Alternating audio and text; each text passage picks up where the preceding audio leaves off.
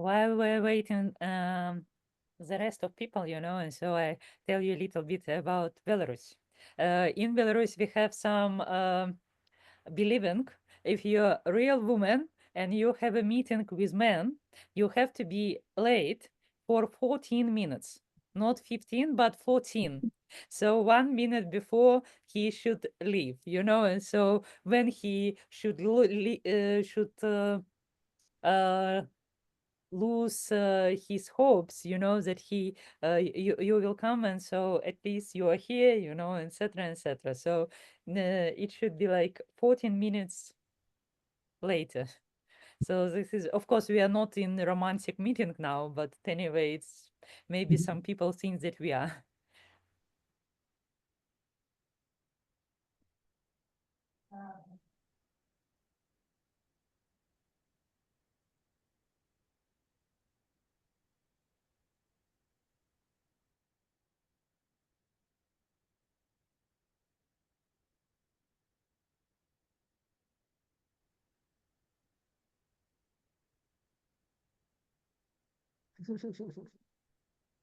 We'll just give it a few more minutes, just to let people arrive, and then we'll start. Hope that's okay with everyone.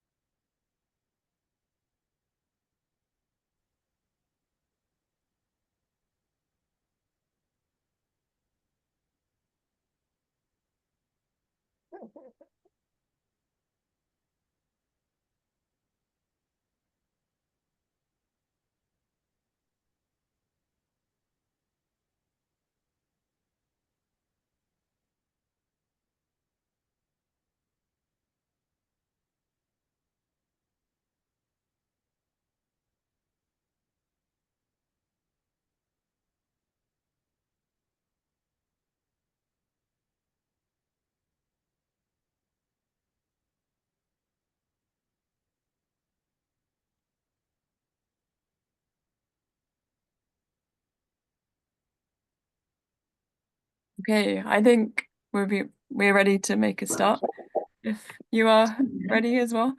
So hi everyone and welcome to today's talk. My name is Frida and I'm part of the environmental organization Fridays for Future. I'm also a master's student in environmental management and policy, and I'm going to be your moderator for this exciting talk this evening. Yeah, so welcome. Tonight we are very honored to have Olga Karach with us. Olga is a Belarusian activist now living in exile in Lithuania. She is the Nobel Peace Prize nominee for both 2024 and 2025, and she's won international human rights awards. She is one of the founders of the peace and climate justice movement in Belarus, and she's been leading the International Center for Civil Rights Initiative, Our House, since 2005.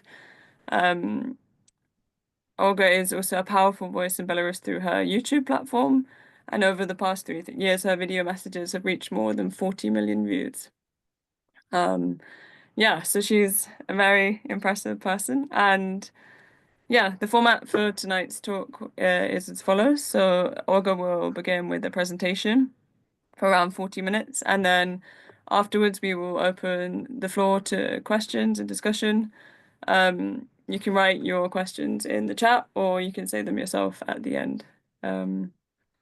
Yeah, so with that, Olga, the floor is yours.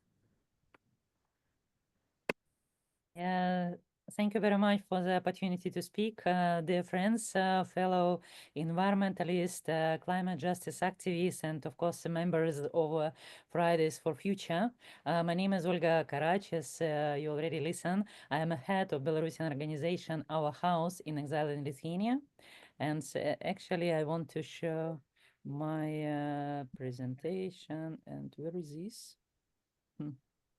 Just a moment, just a moment. Oh, where is this? It was.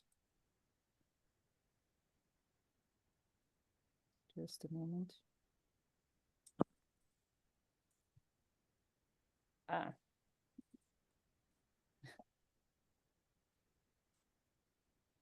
Just a moment.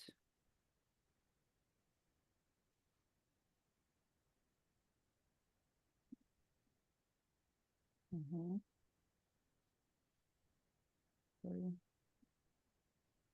I don't see. You see the share button at the bottom? Just a moment. Okay, Yes. nice. Sorry. I'm not very technically experienced.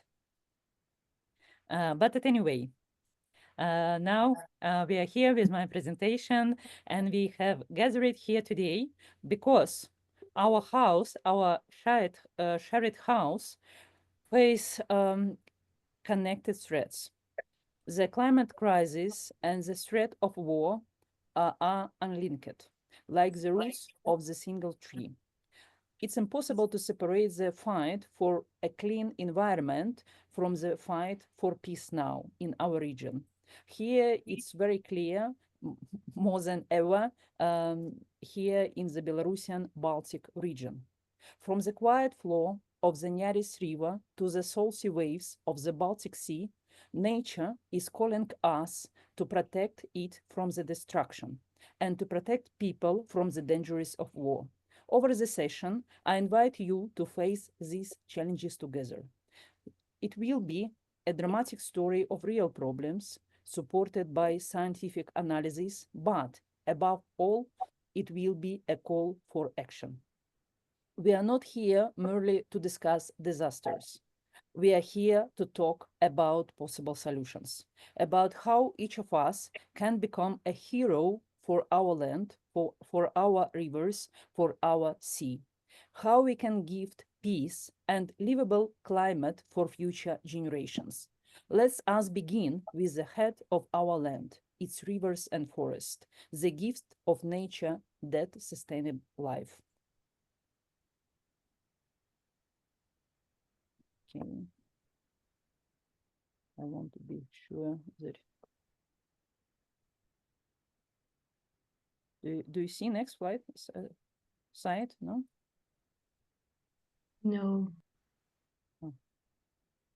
No, yeah? Now we do, yeah. Yeah, nice. You see, in the slide, you see the Neris River. Today, the Neris River faces a serious threat. There are plans of Lithuanian Ministry of Defense to alter its course to undertake massive dredging and deepening works to remove stones, eliminate its natural surface, all in order to make it navigable for cargo ships and even military transport for people's evacuation. Yes, you had that correctly. The river is being considered as a route for the evacuation to Lithuanians to Russia during possible Russian attacks of Lithuania. In my opinion, it's a very strange idea. Is nature once again being destroying for the ambitions of militarization? Scientists at Vilnius University are sounding the alarm. They warn that the proposed interventions could cause permanent damage to the Neris, violating Lithuanians and EU environmental commitments. Why? Because any deepening and reshaping the riverbed disturbs its delicate equilibrium. The character of the banks will change. The speed of the current will shift. Floodplains will vanish, and the natural bands of the river will stop developing. The river will lose its living soul. The unique landscape of the Neris Valley, protected under Nature 2000 as a vital migration corridor, will suffer several damage. Instead of a wild river, we risk creating a drainage ditch. What is particularly shocking is that the funding intended for ecological preservation is being considered for this destructive project. Reports suggest that up to 20 million euro from the EU's Nature 2000 program, designed to protect nature, must be directed towards deepening the Nearis. That means money meant for conservation could be used to transform a river into a military highway.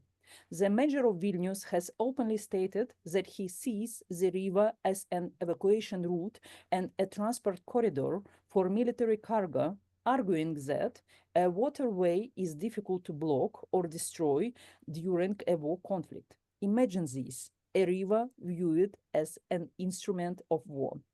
We are not against protected people. By the way, I am in Vilnius in Lithuania too. But does real security come at the cost of destroying nature? No. In times of climate change, rivers are our solution, our salvation. They cool the air, provide moisture the fields. If we destroy them now, we weaken our resilience to arid conditions and extreme temperatures in future. What can we do? Instead of turning the Nearis into a military canal, we must preserve it into its natural state. Scientists propose including the Nearis from the transport projects and limiting navigation to small, eco-friendly tourism boats. Let's support this call. This is not a step backward. It's a step forward towards smarter environmental management. We can develop ecotourism, scientific research stations, and protected natural parks along the Nearis that will provide jobs and knowledge without destroying the river. Let us demand that the Lithuanian government and the EU review these plans. No tanks and cargo barges should replace the Athens and herons in our rivers. By keeping the Nearis free-flowing, we set an example of climate justice in action, where ecosystem and community interest outweigh short-term gains. And this is the first step towards peace. Respecting the earth teaches us to respect each other. But sadly, the threat to the river is not the only shadow looming over our region. Another, even darkly, shadow, radiation danger threatening us all.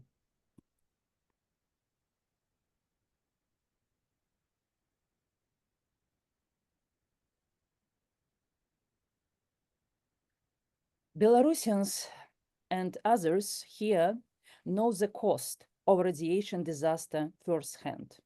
In 1986, the explosion at the Chernobyl nuclear power plant poisoned lands and waters across thousands of kilometers. South part of Belarus still bears the scars of that tragedy. Polluted land, abandoned villages, illnesses passed down through generations. We know what it means to live with an invisible threat, when the wind itself can carry death. Climate justice for us, Belarusians, is unthinkable without nuclear safety, because environmental catastrophe and radiation risk are inseparable. However, today, a new threat is emerging: the deployment of nuclear weapons in Belarus.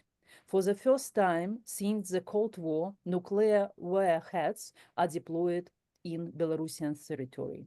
This is being framed as a means of protection, always as a security guarantee. But let's call it what it is. Any nuclear weapon in our region makes us a target and puts all living beings at risk. Experts warn that in the event of the conflict, nuclear storage sites in Belarus would be the first targets of attacks. This is not protection at all. This is a direct danger.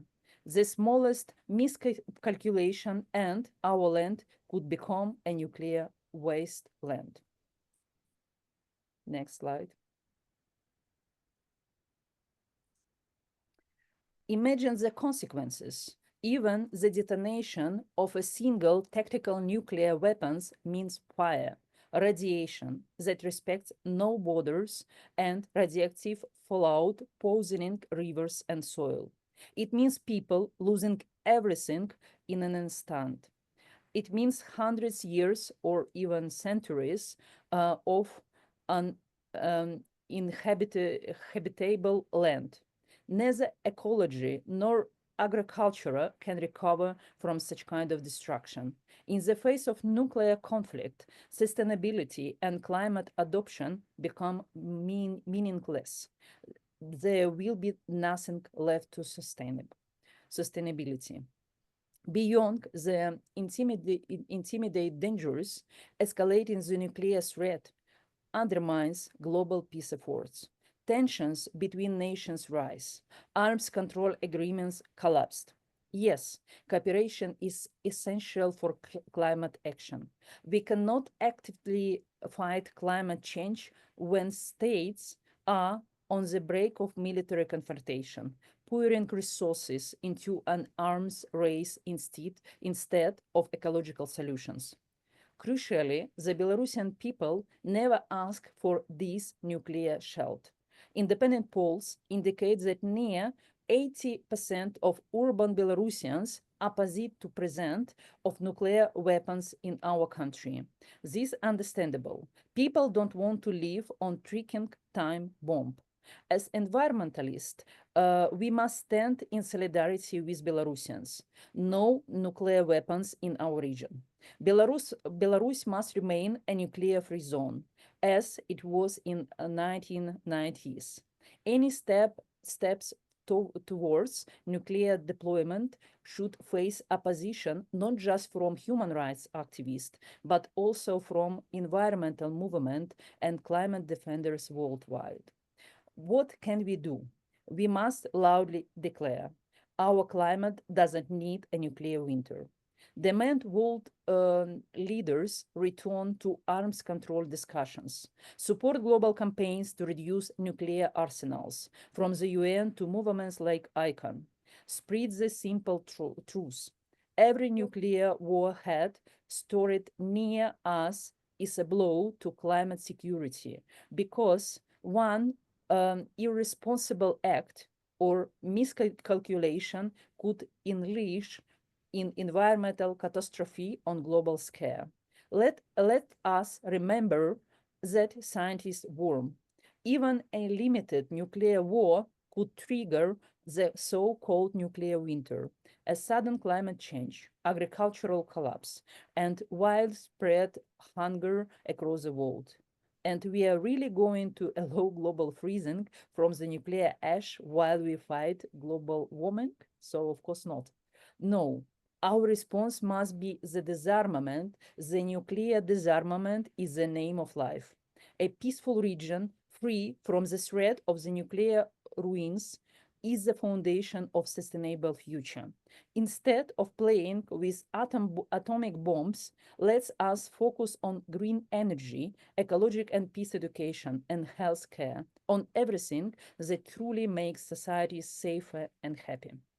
This call is directly linked to the next urgent issue on Ostrovets nuclear power plant in Belarus, a project that has been causing deep concern among Belarusian neighbors and Belarusians themselves for years.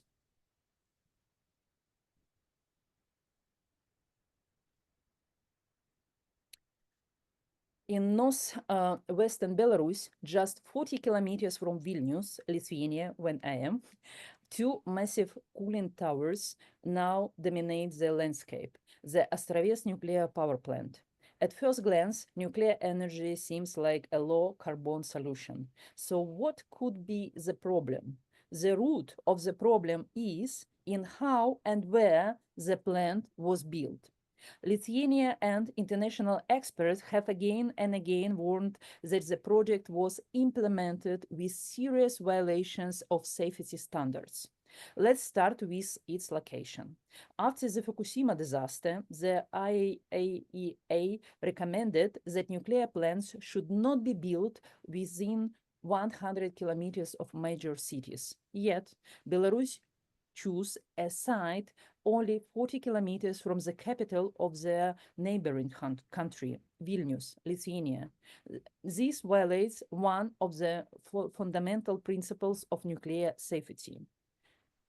Imagine In the event of the major accident on Belarusian nuclear plant, and up to sort of Lithuania population would be directly affected. The Belarusian city, Astravets, and the Grodno region would also be in dangerous zone. Millions of people would find themselves in potential exclusion zone if something goes wrong. And unfortunately, there are many reasons for concern. Even during the construction, multiple accidents occurred. In 2016, a reactor vessel was dropped from the height of 4 meters. There were structural collapses and transformer explosions. Belarusian authorities and contractors from the Russian Rosatom often covered up this accident, replacing damaged equipment without transparent public reporting. The culture of secrecy, rather the lack of safety culture, raise serious concern. To this day, not all EU stress test recommendations have been implemented in Belarus, nor have international expert safety concerns been fully addressed. The plant is already generating electricity, yet trust in its safety remains low. Neighboring countries refuse to buy this energy, fearing that it comes at an acceptable price, potential radiation risk.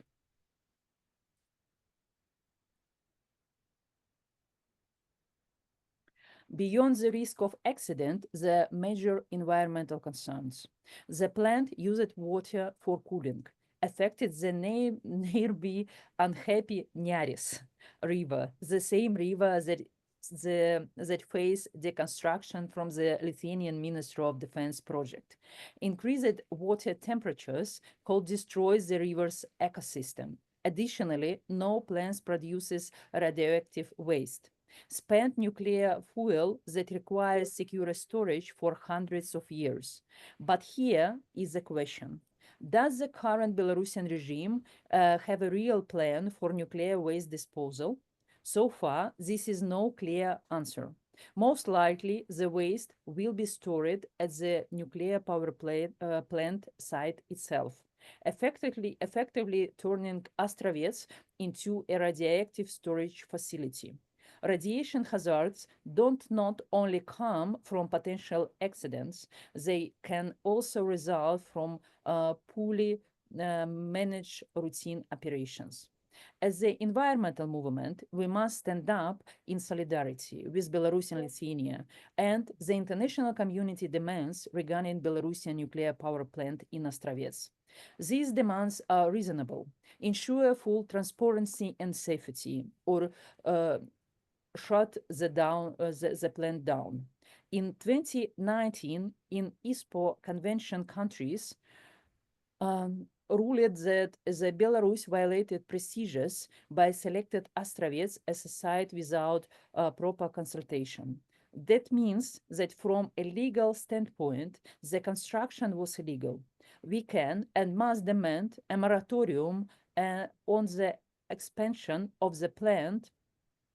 For example, now Lukashenko has some plans that additional reactors were planned to build until the site is deemed fully safe and all international recommendations are implemented.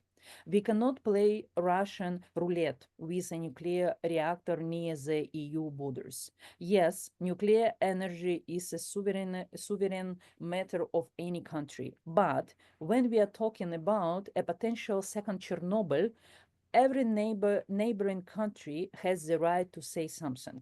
We remember Chernobyl's radioactive clouds didn't stop at borders. It spread wherever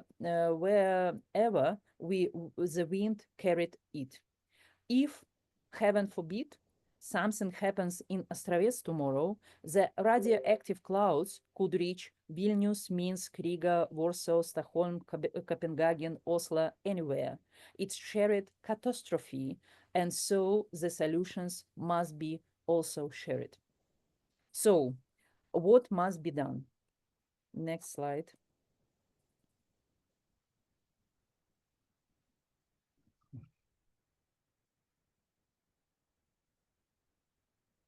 First of all, we must demand international monitoring of Belarusian nuclear plant. Independent experts from the IAEA, the EU, the Belarusian civil society must have permanent access to the plant. Secondly, we must insist on implementing all necessary safety measures.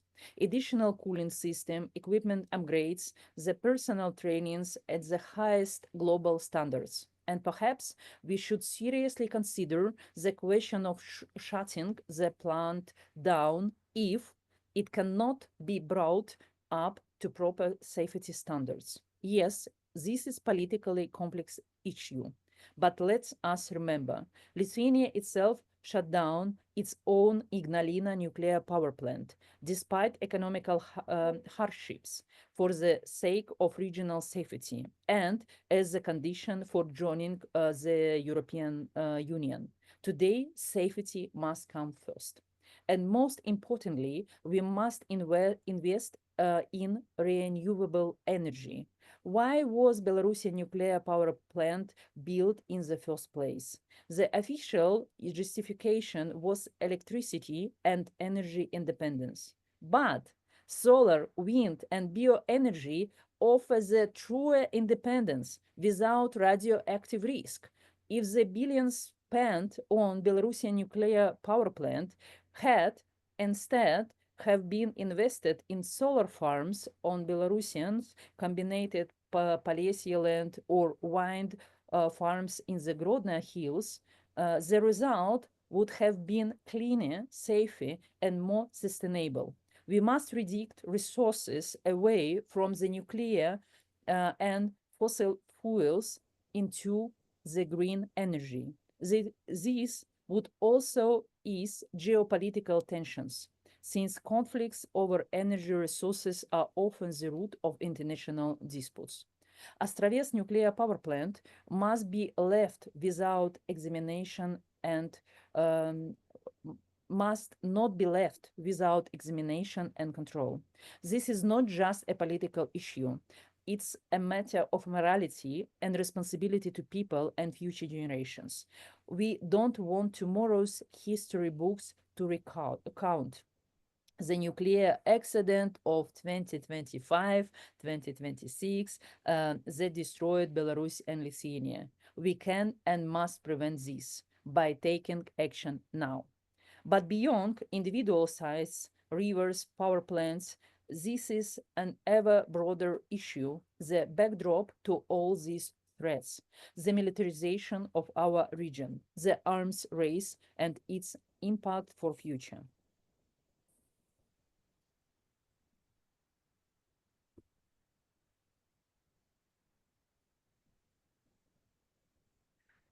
It's not secret at all that tensions have been rising in Eastern Europe and the Baltic region in recent years.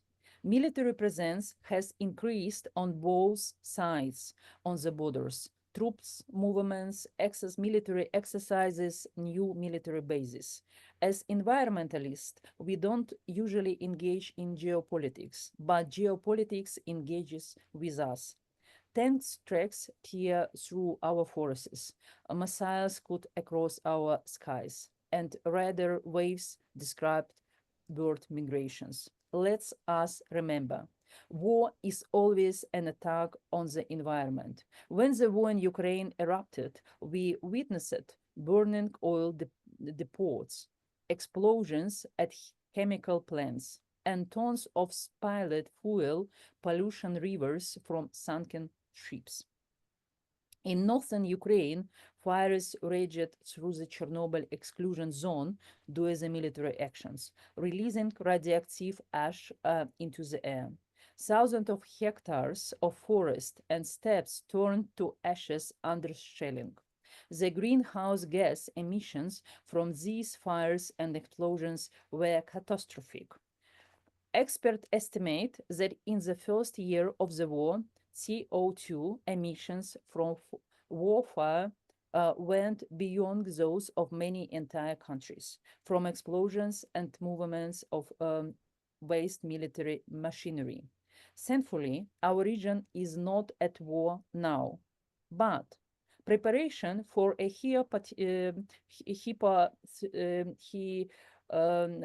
for the potential war are already causing damage.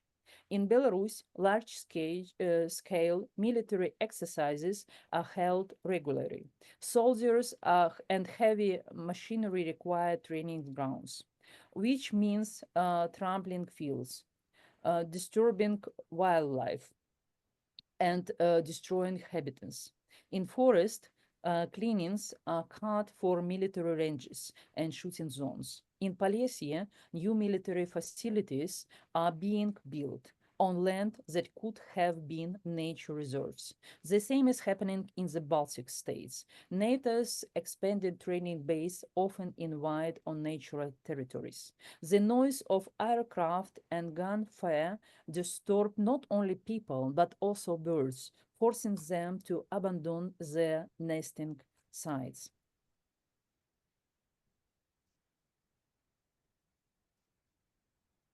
This is also a global aspect.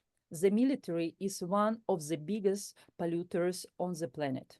Research shows that the world armed force account for up to 5.5% of the global greenhouse gas emissions, more than many entering nations. Yes, paradoxically, these emissions are almost never counted in climate agreements.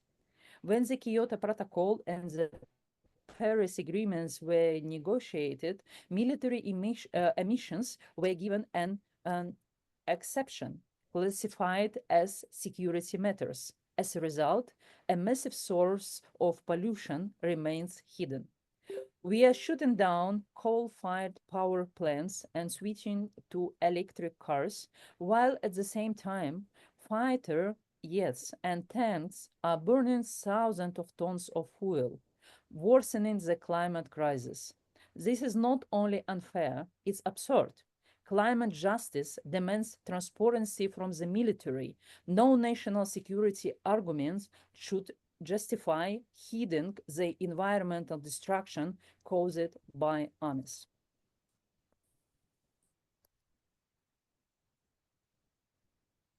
Beyond current emissions, the toxic remains of past war continue to poison nature. The Baltic Sea is one of the most militarized bodies of water in the 20th century. After Second World War, thousands of tons of munitions and chemical weapons were dumped into its depths. Mustard gas and larvicide containers have been sitting on the sea floor for over 70 years, rusting and leaking. Experts estimate that 1.8 million tons of conventional munitions and around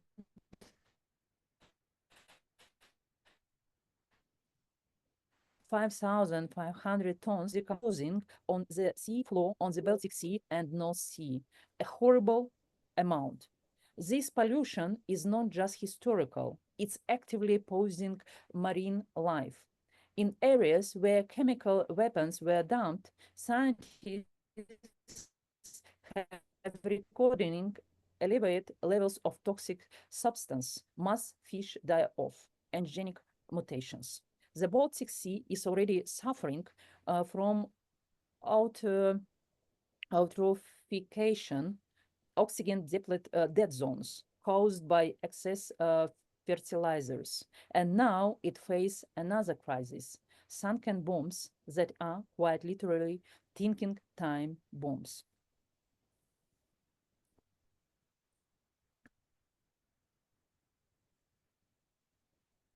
Instead of the global effort to clean up this toxic legacy, countries are increasing their military presence in the Baltic Sea. Naval drills and underwater detonations are becoming more frequent. Every underwater explosion shakes the seafloor, potentially disturbing toxic sediments. Recently, the mysterious sabotage of the Nord Stream gas pipelines led to one of the largest single methane emissions in history. Some estimate the release at 300,000 to 500,000 tons of methane, one of the most intense greenhouse gases. This incident occurred in the Baltic Sea in the context of rising military tensions. This is a clear example. Conflict is the enemy of the climate. Blown up pipelines equal accelerate global warming.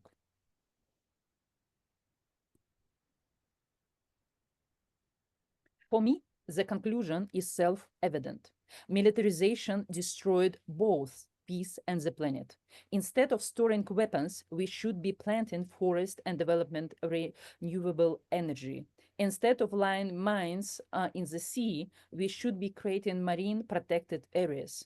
Instead of building missile silos, we should be expanding national parks.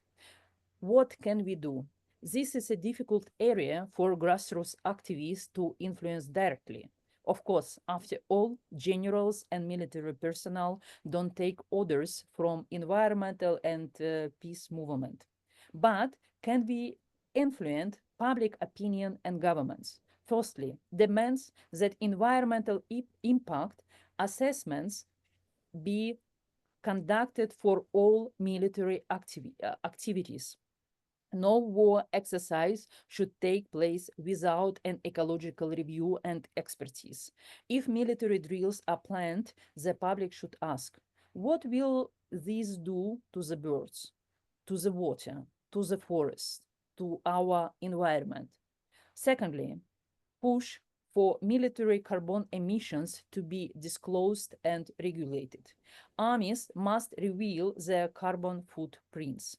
The Paris Agreement should be amended to include mandatory military emissions reporting and reduction targets. Thirdly, promote the idea that the Baltic Sea should be a sea of cooperation, not confrontation. There are already regional initiatives like HELCOM, where both NATO and not NATO countries work together on marine conservation. We must strengthen such efforts. Instead of an arms race, let's start a race to restore the environment. Why not establish an international task force to remove at least some of the sunken chemical weapons? Yes, it would be costly and difficult. I understand this. But is it any more expensive or dangerous than building new submarines? Each of us raise the questions to our governments and in our communities. We are the public, and public opinion shapes priorities. When politicians see that people care more about clean rivers and seas than military pretending, they will reconsider their policies. We must show that true security is not just about tanks and bombs, but about trees. Not just about missiles, but about marine life.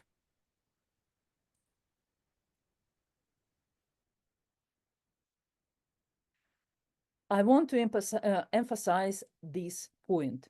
The Baltic Sea is our shared, invaluable boson, a closed and delicate ecosystem. Is it where the interest of many nations intervene and every conflict leaves an imprint on its ecology. But the opposite is also true. Cooperation in protecting the sea can become a bridge to peace. Today, the Baltic is suffering from pollution and climate change. Its waters are warming, altering marine ecosystems. Large predatory fish have all but disappeared due to overfishing. Along the ocean floor and coastlines, we find scattered remains of war, bombs, toxic waste, sunken munitions. Remember, during the Cold War, the Baltic was once called the Sea of Peace. There was even a proposal to appoint it a nuclear-free zone. Let us bring back to life this idea on new level. The Baltic Sea as a model where nations set aside conflict and solve environmental problems together. Can we directly link every war to every environmental disaster? Perhaps not always in the straightforward way, but one thing is clear. When people fight, they stop caring about water treatment plants. When missiles fly, no one sorts their recycling. War drains resources and attention, both of which are desperately needed to protect our nature. Look at national budgets. NATO members are required to spend 2, 3, even 6% of GDP on defense. Russia is increasing its military expenses. But how much is being allocated to environmental protection? Significantly less. Every tank built means another missing waste treatment center. Every fight just funded means another underfunded climate project. Is it fair? As citizens, we must demand a different set of priorities.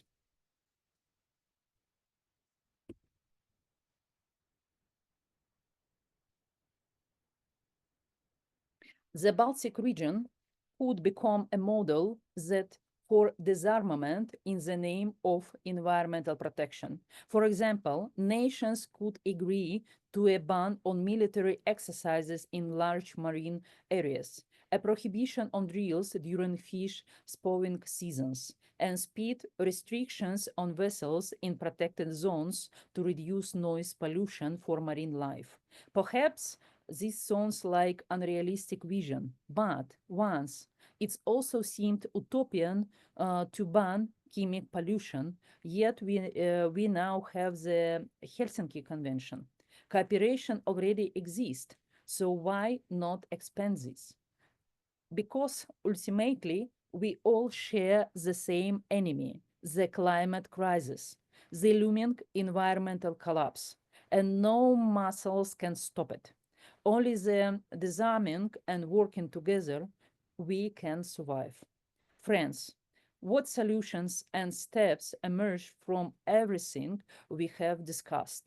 I want to offer you a very concrete action plan, a manifesto for environmentalists and peace activists in Belarus, in Baltic Sea, and beyond, because these challenges are universal.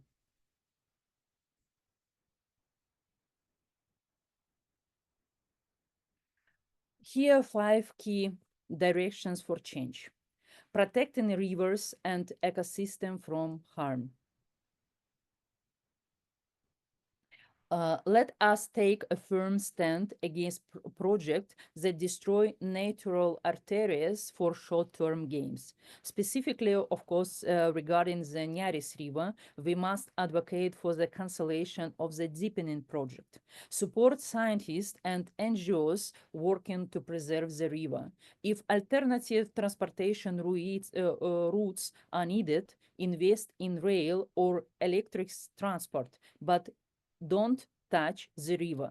Demand that the Nature 2000 funds be used for actual environmental restoration, not for militarization. More broadly, we must stand guard over every protected area, whether it is Belovezha forest or Koranian pit, against any form of invasion, whether military or commercial. Secondly, a nuclear-free and radiation-safe region. Launch a campaign against the deployment of nuclear weapons in Belarus. Inform the public about the risks, engage with international organizations, and mobilize a global outcry. At the same time, push the increased safety at the Astrovets nuclear power plant in Belarus. Demand transparency, international monitoring, and accountability. Advocate for moratorium on new nuclear power plants in our region, at least until security issues are fully resolved and responsible waste disposal is guaranteed. Instead, lobby for joint renewable energy projects. Thirdly, disarmament and decarbonization in the name of climate. We must demand that military emissions be included in national climate plans. Every country should report every liter of jet fuel burned by its military aircraft. Advocate for the reduction in defense budgets and redirection of funds towards climate adoption and green economy. Fewer tanks, more electric buses. Fewer missiles, more wind farms. This should be the slogan not only for pacifists, but for climate activists as well. Our survival depends on it. Organize actions together, educational campaigns, and public awareness efforts, exposing the direct link between militarization and climate collapse will create public and political pressure for change. A clean Baltic is a common responsibility. We must initiate a regional dialogue on a joint Baltic Sea cleanup program.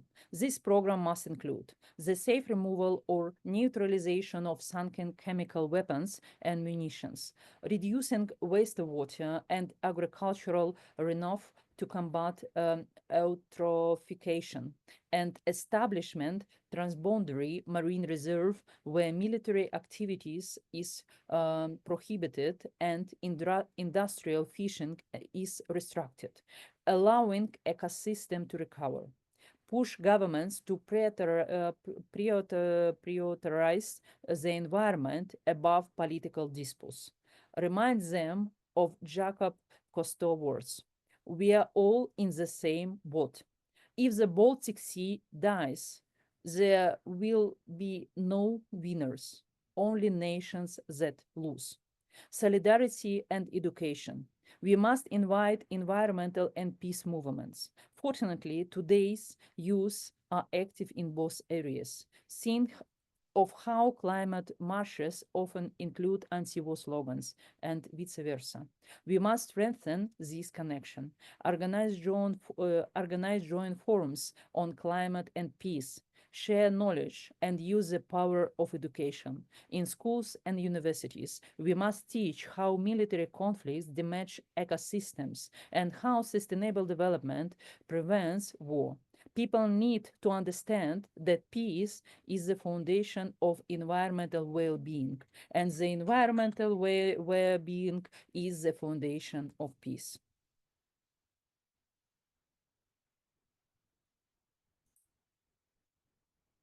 Each of these steps can lead to real change. Yes, they require efforts, time, and energy, but is that now history is made? A single river that was saved can inspire an entire movement.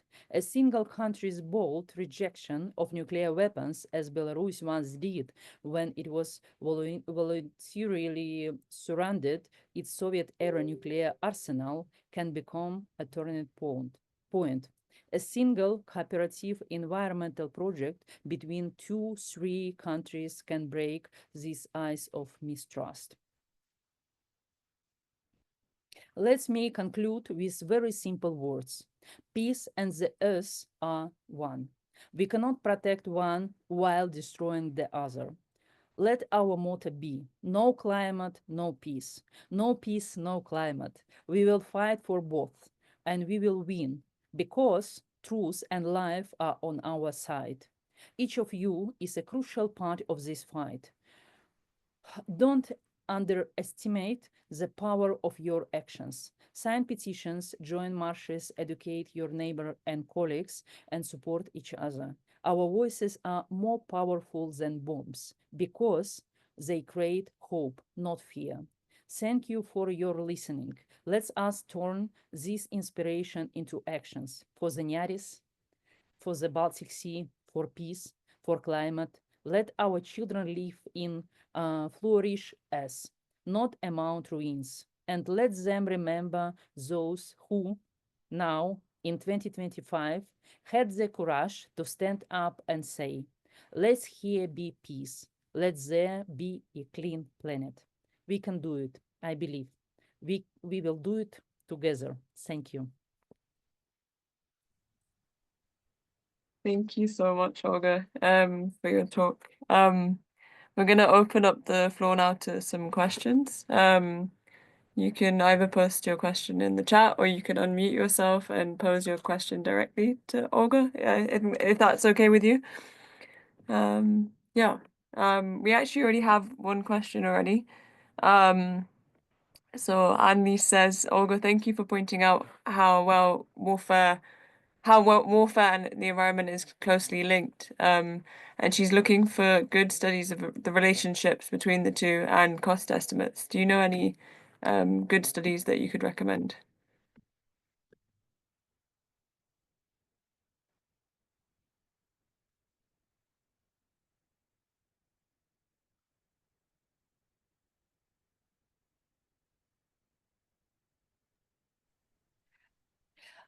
Unfortunately, we have lost attention to the problems in our region. So we need to develop good studies and cost estimate, and this is in process. But I think that we really need it. I am totally agree, and we need to do it together.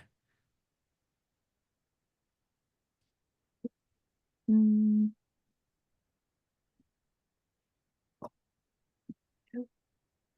Are there any other questions? So feel free to add them to the chat.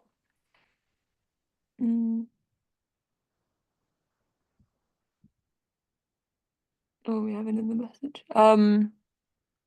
Okay, so Salvatore says if international agreements become too taxing, countries will opt out, and today they will suffer no consequences. And then he said, they say, can we change that?